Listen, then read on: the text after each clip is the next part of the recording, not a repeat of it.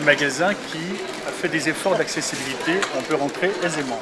Il y a les bons élèves, les commerçants qui ont agencé leur entrée pour faciliter l'accès aux personnes handicapées.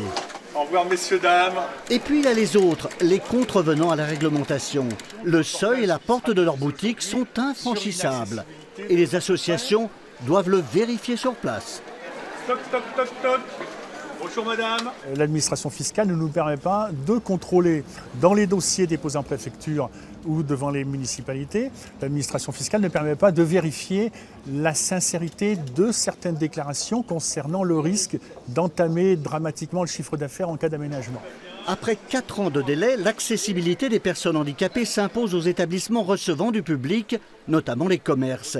Mais la loi de 2014 prévoit des dérogations techniques et économiques. C'est le cas pour cette pharmacie. Il faudrait passer par la vitrine, ce qui engendrerait des coûts d'environ 30 000 € pour changer complètement la devanture de la pharmacie.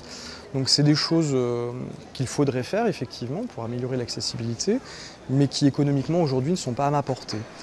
Cette brasserie, en revanche, a profité d'une rénovation pour aménager des WC adaptés aux handicapés. Pour les valides, c'est à l'étage.